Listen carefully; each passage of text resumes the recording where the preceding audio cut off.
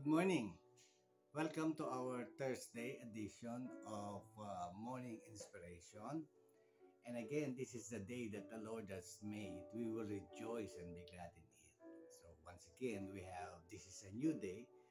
There are a lot of sets of priorities that we have to finish for today. No po? And we always be telling you that in order to accomplish all of this, we should be at the presence of the Lord for us to be confident and inspired to travel out ourselves through the many responsibilities on hand for today. No po? And of course, this is the day that the Lord has made. We will rejoice and be glad in it. So whatever it is that we have on our hands and on our shoulder to accomplish, let us be joyful in doing so. No po? Today's topic for the morning inspiration ay matatagpuan po natin ang ating morning inspiration na Bible verse sa Matthew chapter 12 verse 33. Basahin ko po. Either make the tree good and its fruit good, or make the tree bad and its fruit bad. For the tree is known by its fruit. Again, ulitin ko po. Either make the tree good and its fruit good, or make the tree bad and its fruit bad. For the tree is known by its fruit. Yan po. Sa Matthew chapter 12 verse 33. So, brothers and sisters, we have discussed this already about yung pong may title tayo sa podcast natin, The Power Within Us. And we will be talking about the continuing subject matters to complete about that podcast, about the Holy Spirit. Po. And as we have narrated to you during before the ascension of Jesus Christ to heaven, he has promised to the apostles that that they don't have to be sorrowful or lonely because he has to go back to the Father, and if he comes to the Father, meaning in heaven, the Father will ask the Father to send the Comforter, which is the Holy Spirit. So during those times, the time that Jesus was with the apostle, he was being heard, and he is in a person. Nakikita po siya at naririnig ng lahat ng mga apostles. No po. They were in the company of God physically. Yun po ang ibig nating sabihin. But now, during the ascension, we know that during the Pentecost day, no po, they were empowered. The Lord had sent the power of the Holy Spirit over all the apostles during those times, and they were filled by the Holy Spirit. No po. And this time, they are not just in the company of Jesus during those times, no po. But now, Jesus is now inside of all the apostles when the Holy Spirit was sent by God. So now, the person who was with them physically during the time, no po, ng ministry ng Panginoong Jesus, they were just listening to them talking, and they were interacting with Jesus physically. No po, nandiyan po si Jesus, nakikita ng kanilang mga mata. But this time, when the Lord sent the Holy Spirit, nasa loob na po nila. The Lord Jesus Christ was through the power of the Holy Spirit, through the presence of the Holy Spirit, pumasok po sa loob ng mga apostol ang Diyos.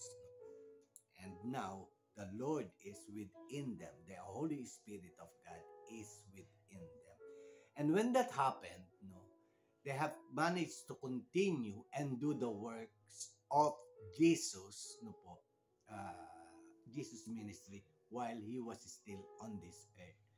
Now, since Jesus ascended to heaven, and He sent the power of the Holy Spirit, telling them that you can do all things in my name, because the Holy Spirit that was sent by God was already residing inside all the apostles.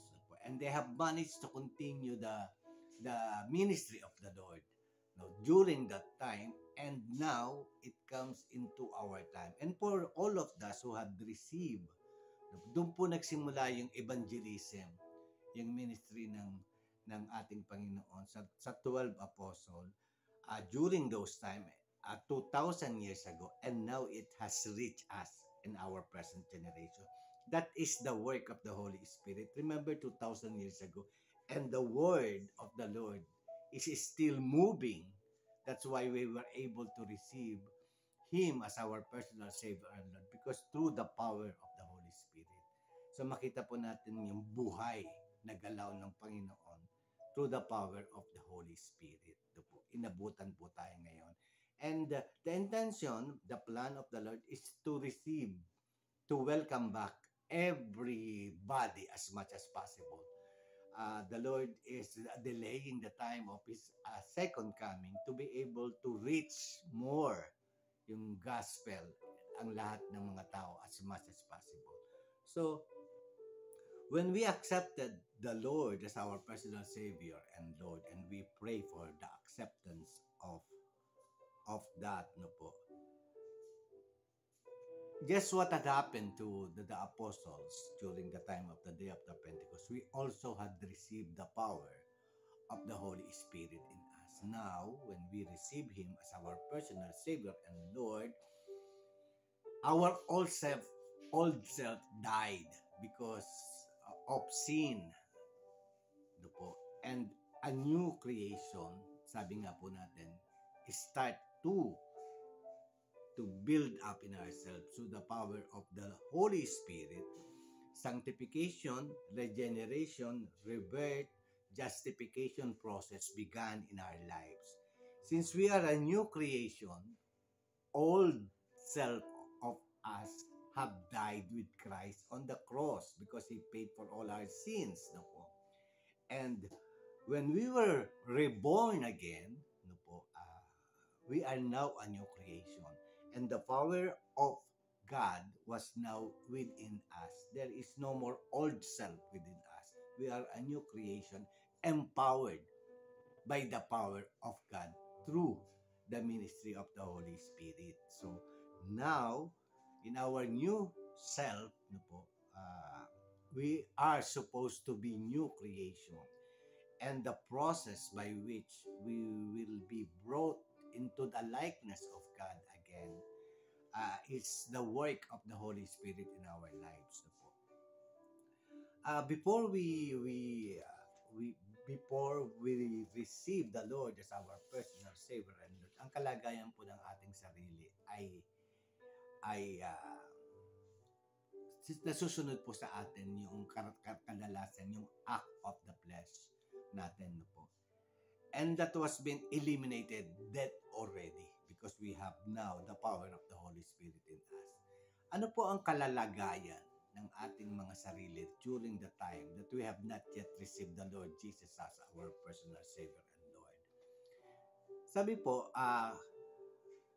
we are always designed, no? We are always going to follow the will of our flesh, no po. The act of the flesh, which are sexual immorality, impurity, debauchery, idolatry, witchcraft, hatred, discord, jealousy, fits of rage, selfish ambition, dissension, faction, and envy, drunkenness, and orgies. Yun po. And more against the good fruit of the Holy Spirit. So, ibig sabihin, ito po yung kalalagayan natin before we receive the Lord as our personal Savior and Lord. Ganyan po kagrabe ang sitwasyon ng ating buhay because we are always been following our own self-will, no po. And we are more inclined to follow the offering of this world.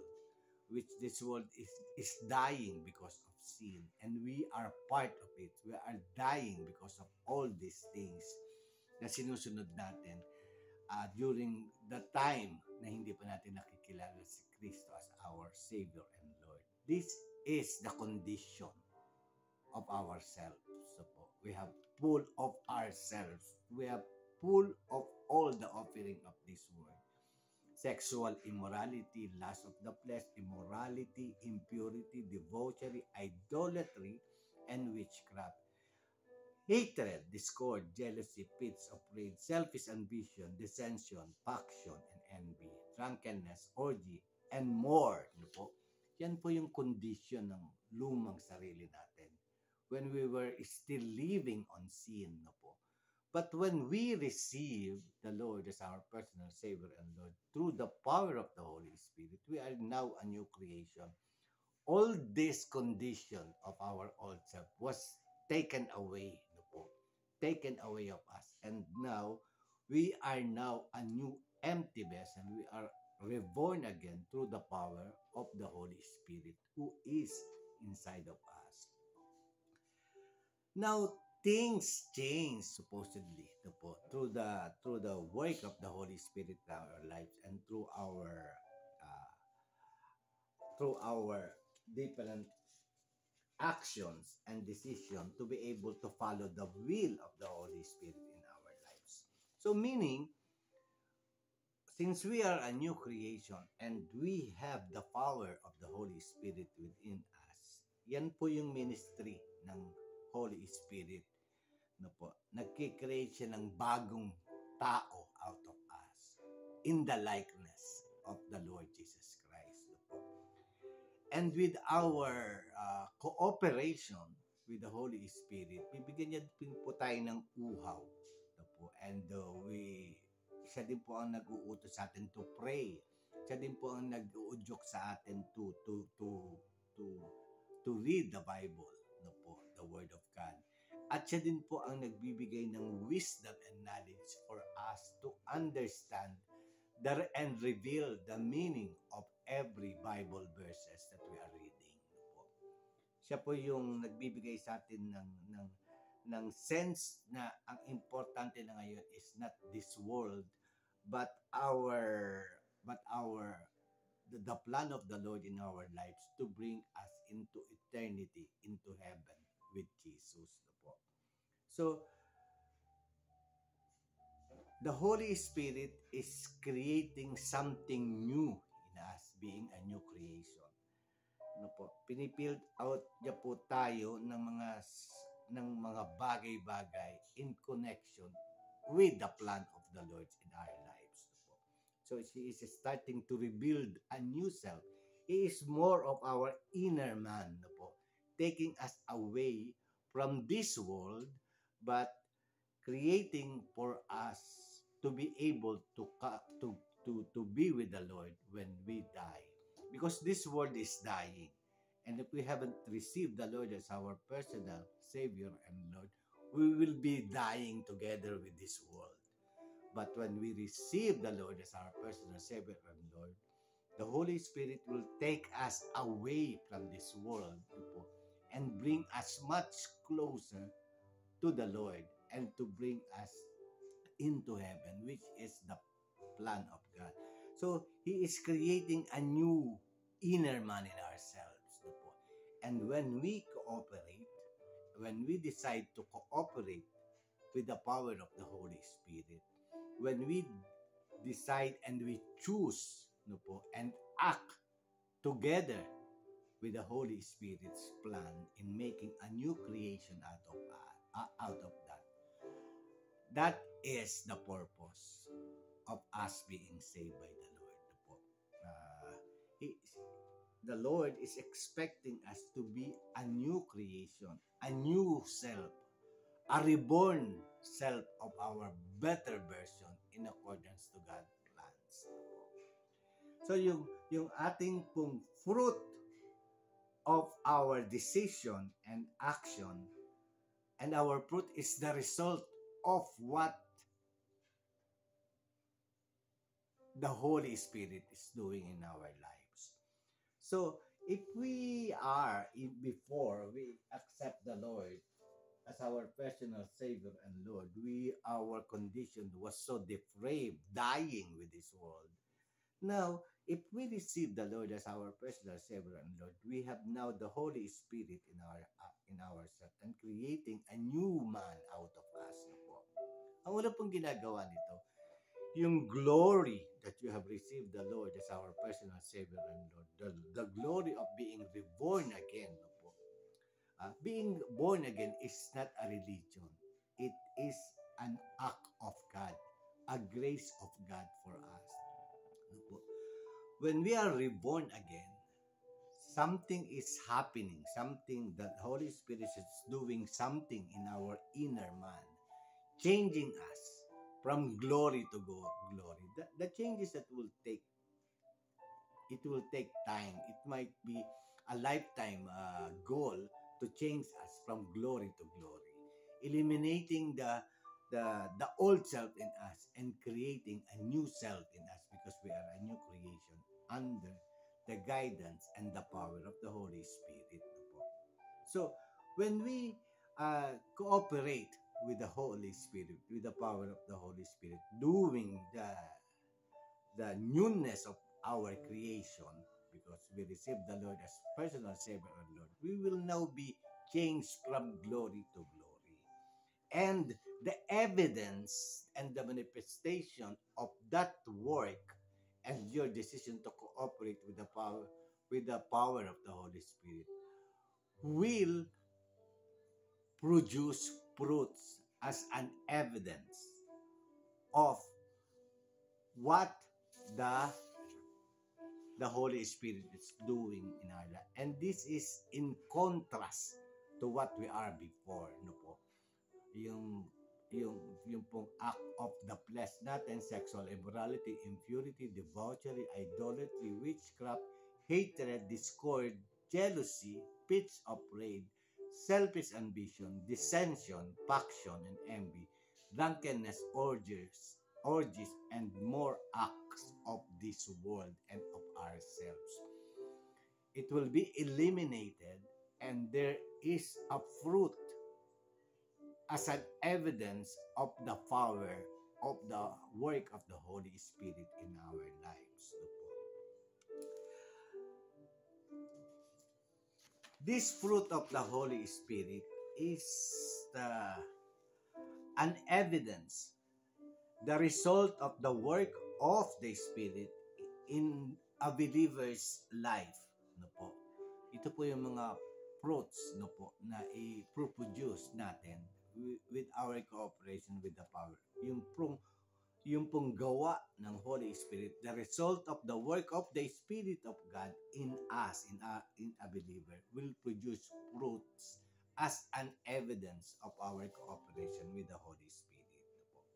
Kaya po sinasabi dito, no po, na sa main verse natin, sa Matthew 12:33, either make the tree good and its fruit good, or make the tree bad and its fruit bad.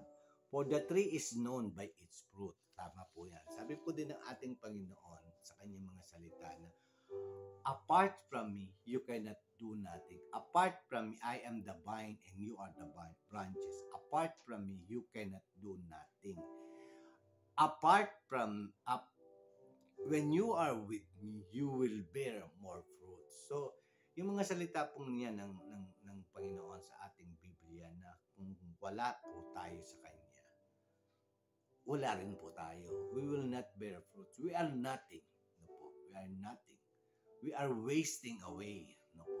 Pero if we are with the Lord, we will bear more fruits. No po? Yun po ang sabi ng ating Panginoon. And since we are talking about the works of the Holy Spirit in the result and the evidence of the Holy Spirit in our lives, ano po ba itong mga ine-expect na evidence sa ating buhay ng work of the Holy Spirit po in our lives? So, sabi po sa Galatians chapter 5, verses 22 to 23, no po. The fruit of the Holy Spirit, but the fruit of the Spirit is love, joy, peace, forbearance, kindness, goodness, faithfulness, gentleness, and self-control. Against such things there are no law. So, maliwanag po, yung pong yung pong fruits ng Holy Spirit ay namatatagpuan natin sa chapter 5 ng Galatians verses 22 to 23. The fruit of the Holy Spirit in us is love, joy, peace, patience, goodness, faithfulness, gentleness, and self-control. So, ito po yung unti-unting nangyayari sa atin. Slowly, we are being filled up with love, no po, with joy, with peace, with patience, with kindness, goodness, faithfulness, gentleness, and self-control. Ito po. Ito po rin yung makikita natin sa araw-araw nating pagharap sa ating pang-araw-araw na pamumuhay. Ito yung matatagpuan natin madali po na with so many things no po in our life, in our daily lives, with so many concerns, with so many challenges no po in our lives no po. Minsan po ito yung nagtutulak sa atin to be more irritable, to be with fear no po always in our heart no po. We always have fear. Paano ko to gagawin? Paano ko to mamimit? Paano to mangyayari? Itong anak ko, yung aking anak na naliligaw ng landas, yung asawa ko, ano yung kakainin namin. Diba? So, napakarami natin na concern every day of our life. But, with the Lord, with our faith in God, and with the power of the Holy Spirit, despite of all these concerns, no po, despite of all these concerns, no po, meron pong peace. Instead of being angered, instead of being irritable, instead of being impatient, no po, despite of all these worries in our life, when we have the Holy Spirit in us and we have the Lord with us, no po, and we always lean on His Word, no po, there will be peace in us. There will be an overwhelming peace in us despite of all these worries that we have in our daily life. There is something that is unexplainable kind of peace na kahit na nasa gitna tayo ng maraming bagay na hinaharap sa pang-araw-araw natin in the morning. When we have God in us, when we read the Word of God, no po, when we know and we have faith, no po, that the Lord is going to take good care of us, there is a certain peace inside of us. Instead of being in fear, instead of being angered by the situation, instead of being irritated, no po, there is peace in us when we have the Lord Jesus Christ. There are still a lot of challenges, but there is a certain overwhelming peace in our hearts and in our minds because our faith is working and we know that in whatever happens today, we have the Lord within us. And that assurance of our faith brings peace in our hearts and minds. Po. Yan po, pag nasa Panginoon po tayo. And that is one fruit of the Holy Spirit in us. So it is very important to have, to invoke the presence of the Holy Spirit within us because there is already the Lord is with us through the power of the Holy Spirit, and God is always assuring you that He will going to provide for anything. So worriness, no po, and being angry because of the so many challenges that we are meeting is useless. No po. It will not add a certain amount of money if the problem is money. If you are being worried or if you are in fear, no po, it will not add any single to eliminate a single amount to eliminate or answer to eliminate all these worries. But your faith in God will surely give you an answer to all that you want to happen, or for all the blessings that you want to the Lord to finish. With our faith, there is assurance, there is peace in our hearts that the Lord will going to provide and give an answers to all our concerns. To po. At yung pa po sinasabi, yung self-control. To po. When we have the Holy Spirit in us, we will be having self-control. Marami po yan nangyayari sa atin na minsan sa dami ng kinakaharap natin, sa dami ng problema sa anak natin o sa husband natin or sa every concerns of the family matters in the morning, we are getting out of control. No po. Minsan, marami ng problema tapos nagkakaroon pa ng diskusyon o away-away sa loob ng bahay because of all the concerns na dagdagan. No po, nadagdagan pa because you did not able to manage to to have that self-control uh, so that it would not add to the problem. But when you have the Holy Spirit in you, when you have the power of the Lord in you, you can invoke that power to pray for self-control. The Lord is with you so you can control everything. No po? And the power of the Holy Spirit will give you and will be the one to give you that self-control. No po? And that is the work of the Holy Spirit in our life. So you are not alone. We are not alone. We could exercise that power that is within us to be able to be gentle, to have self-control, no po, and to be good to everybody, to be kind, to be full of joy despite of everything that we are facing nowadays. There is joy and peace in our hearts because we just have the faith that everything is under the control of the Lord. That there is nothing impossible with Him. We have that the Holy Spirit is giving you that kind of faith and assurance that there is nothing to worry na po. And worry would not add on to the to or give you a solution, but it will create more problems in your life. But if we have the Holy Spirit, He is teaching us to have joy and peace and to be kind and to be good, to be faithful, to be gentle and have self-control.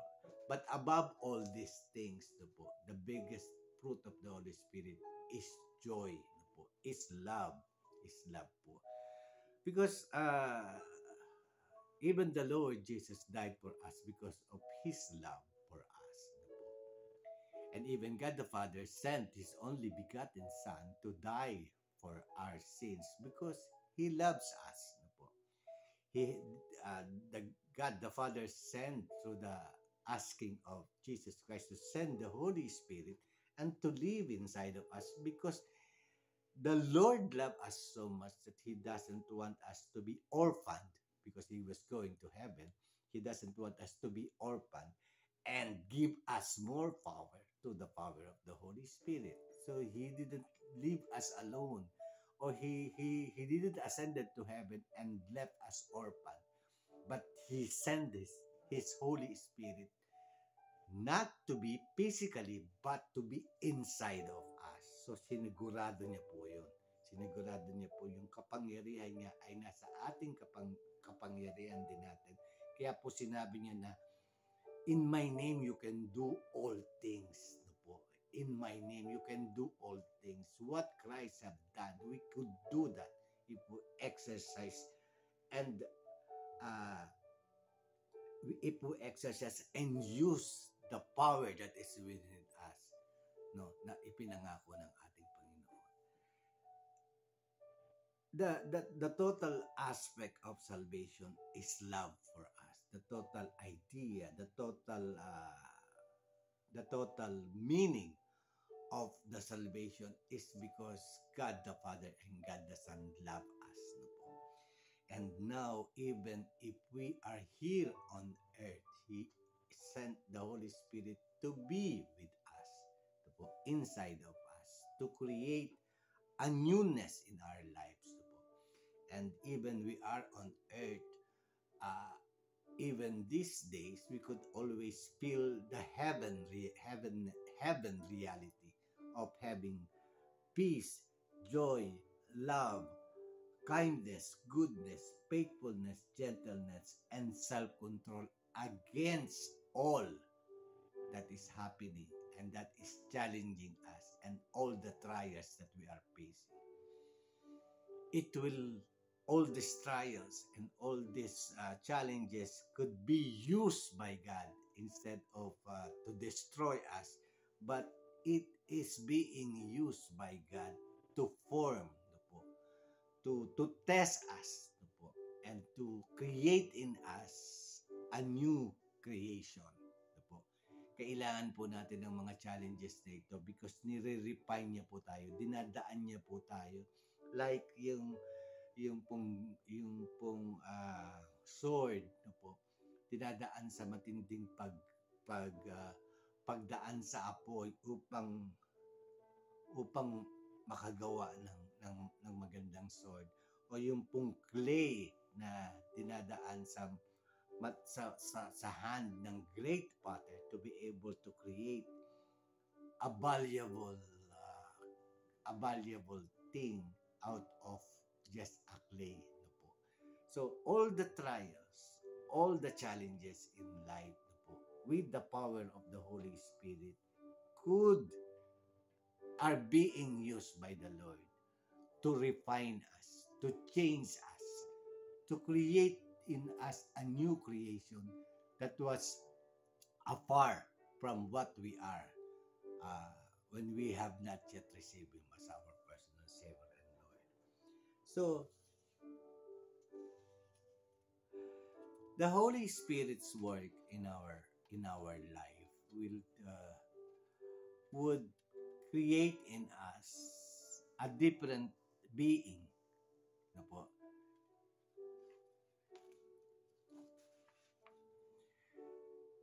Sabi po sa Ephesians chapter 1 verse 13 to 14, explains the Holy Spirit is an inheritance given to believers in Christ that guarantees the relationship with Christ. In Him, you also, when you heard the word of truth, the gospel of salvation, and believe in Him, were sealed with the promise of the Holy Spirit, who is the guarantee of our inheritance until we acquire possession of it, to the praise of His glory. Paul wants to ensure the people how to spot the evidence of the Holy Spirit in their lives. The result of the Holy Spirit in their lives will be good things like love, joy, kind, and self-control. He also wants to make sure that Christians know the evil actions like sexual immorality, impurity, and debauchery, idolatry, witchcraft, hatred, discord, jealousy, fits of rage, selfish ambition, dissension, faction, and envy, drunkenness, orgies are not the work of the Holy Spirit.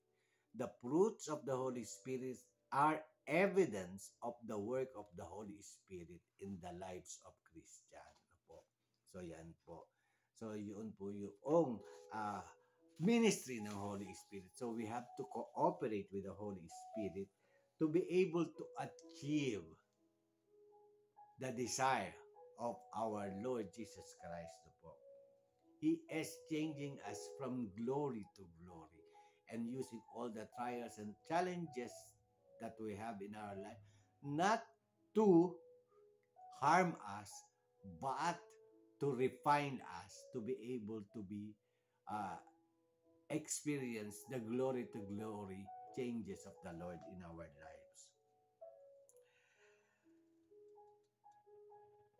Fruit usually means the fruit in the sense of edible fruits and vegetables, but it can also be translated as offspring, deed, action, result, or profit. In the agrarian society, fruit is a good thing that results from hard work and careful tending. Today, we must use the word fruit in a phrase such as the fruit of our labor to communicate the result of our efforts in cooperating with the Holy Spirit. Even if we don't harvest a strawberry or apples, we can have fruit, something to show for our work in a paycheck, a finished project, or even a baby. Understanding the fruit in this verse can mean deed, action, or result. Help make this verse more personal. The result of the work of the Holy Spirit in a believer's life is love, joy, peace, forbearance, kindness, goodness, gentleness, and self-control. Po. Yan po. So, uh, it it is very important that we should discuss this, though, even though we have discussed the power within us about the Holy Spirit in our previous podcast. Of course, we wanted to dwell more uh, under it, the real meaning of the Holy Spirit in us. And we should know that there should be evidence, the result of our action in cooperating with the Holy Spirit. There are results expected for us, no po, from us, no po, through the works of the Holy Spirit in our lives. And the result should be an evidence, a testimony of our relationship with the Lord and with the power of the Holy Spirit in our life. There should be fruits in our life, being a new creation. And we cannot eliminate that the power of the Holy Spirit will change our life. And these changes in our life should be evidence from our previous kind of life, which is full of ourselves, no po. So as to walk in a manner worthy of the Lord, fully pleasing to Him, bearing fruits in every good work, and the increasing in knowledge of God. So po yung fruits of the Holy Spirit is an evidence of our deep relationship with the Lord, and these are evidence of our every good work in increasing the knowledge, no po, and our faith in the Lord, no po.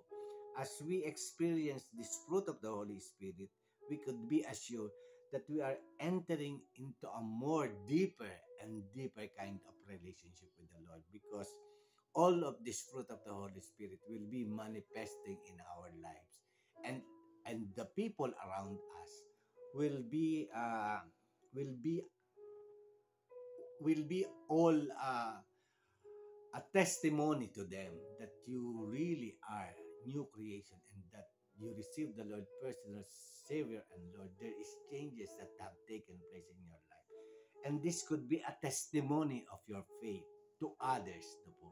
And they might be inspired to ask you, and for you, an opportunity for you to to to share the faith that you have, being a new creation in the Lord Jesus Christ. This could be used for the great commission of the Lord, your changes, your testimony of changes in your life when you receive the Lord as personal Savior and Lord, and through the power of the Holy Spirit that drives you and motivates you to change, and the fruit of this Holy Spirit ministry in your world could be your testimony to other people to share the message of salvation, which is also one of the great purpose of the Lord during the time of the day of the Pentecost. The main purpose of the power of the Holy Spirit is to spread the gift of salvation, the eternal life.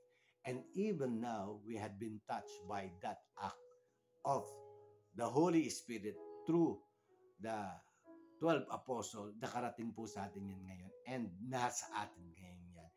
And we could be acting like the 12 apostles to continue with our life testimony, to continue, no po, spreading the word of salvation, which is the reason why the Holy Spirit was being given unto us, because of that power that is working in us. But now that you have been set free from sin and have become slaves of God, the fruit you get leads to sanctification, and its end, eternal life. No po? So yun po yung sinabi natin, yung sanctification process, which we have also discussed. This is part of the sanctification process.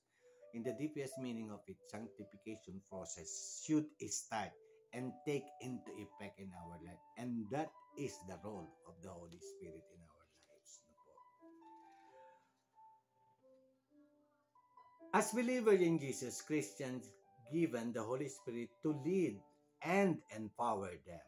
But you shall receive power when the Holy Spirit comes to on you, and you will be my witness in Jerusalem, in all Judea and Samaria, and to the ends of this earth. So nangyari po yan when you are given the power of the Holy Spirit during the time of the Pentecost with the Apostle Paul, with the meaning, with the purpose of uh, to be a witness to all. And nangyari po yan from the day of the Pentecost up to the present, now that we have received the Lord as our personal Savior, and to the next generation po. Through us naman po. Continuously po, nagwo-work ang ang Panginoon through yung ministry niya patuloy na tumatakbo 2,000 years ago at dinatnan nga po tayo. And also, yung pong magiging testimony natin sa iba nating mga kaibigan, sa lahat ng mga nakakasalamuhan natin, will continue the works of the ministry of the Lord Jesus Christ to save mankind. Until and to the ends of the earth. Ito po yun. Ito po yung kapangyarihan ng Banal na Espiritu Santo. Buhay po.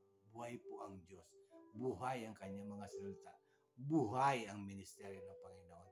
Dahil nadatnan po ako, nadatnan ng buong pamilya ko, nadatnan ng mga kamag-anak ko, at madadatnan po ang iba pa na hindi kumikilala sa Panginoon through your testimony of life in Jesus' name. Yan po.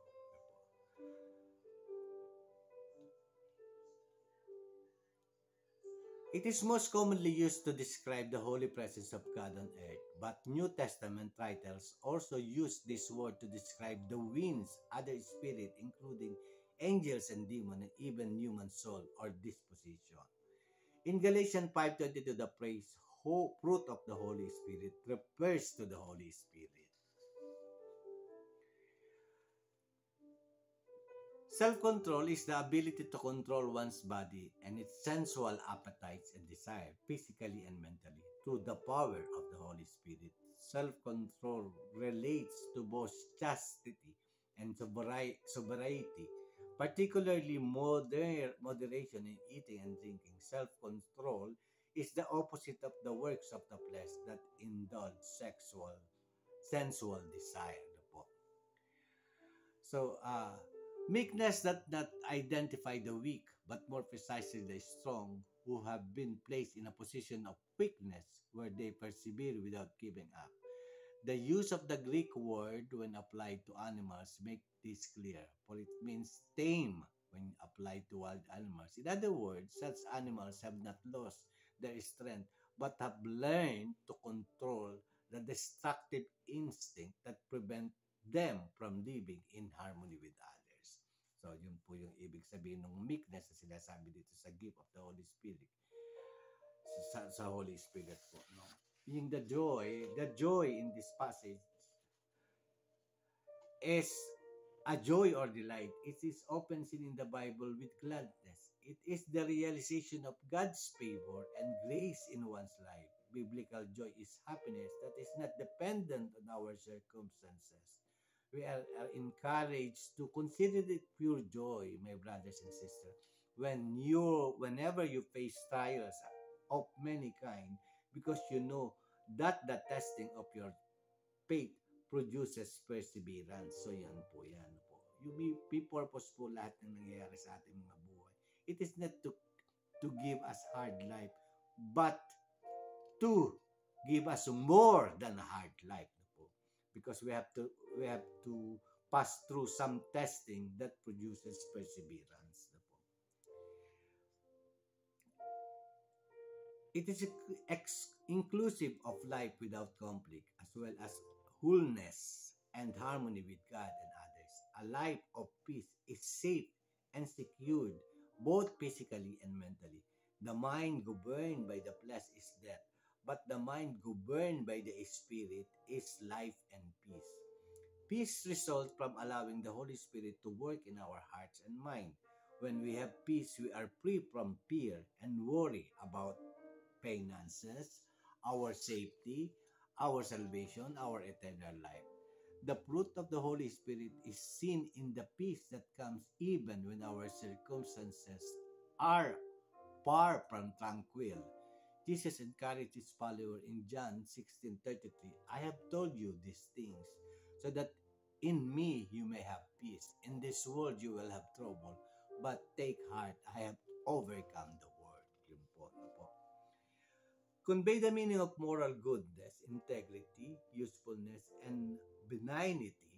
In the King James version, this word is translated as gentleness, which link it to the meaning of gentleman or a gentlewoman who behave properly with with moral integrity and kindness. In Romans chapter 2 verse 4 remind us that God's mercy and grace should lead us to repentance, not judgment. The Holy Spirit enable us to have moral integrity with kindness and not get trapped in self-judgment, self-righteous judgment. Ano po? Goodness means uprightness and of heart and life. Goodness and kindness. Goodness is seen in our action. These words relates not only by being good, but also by doing good. Po. The evidence, faithfulness is that one of the evidence or the fruit of the Holy Spirit works in our life. Faithfulness is a character trait that combines dependability and trust based on our confidence in God and His eternal faithfulness. In the New Testament, faith is the belief of God and the conviction that Jesus is the Messiah through whom we obtain eternal salvation. With this in mind, we constantly pray for you that our God may give you, may make you worthy of His calling, and that by His power He may bring to fruition your every desire of goodness and your every deed prompted by faith. Yan po. So, yan po yung mga fruit of the Holy Spirit in us. These are not just mere words, no po, but the fruit of the Holy Spirit has eternal purpose in our life. The meaning of it is in the aspect or evolve in being a Christian po. Kaya po, it should manifest in our lives to be a testimony to others. So, with that, brothers and sisters, we hope that we know that we have a power in us, and that is the power of the Holy Spirit being with us, and we could invoke that power to in every areas of our lives, and its fruit should manifest, should be the evidence of God's work in our lives.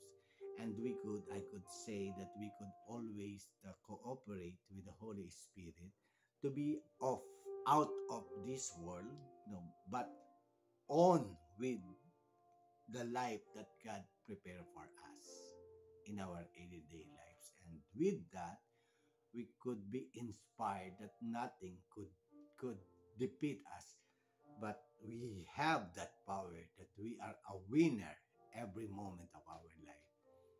In Jesus' name. Thank you po once again. I hope you are inspired with this continued message of the power within us, which is the Holy Spirit. God bless po. And God bless for today.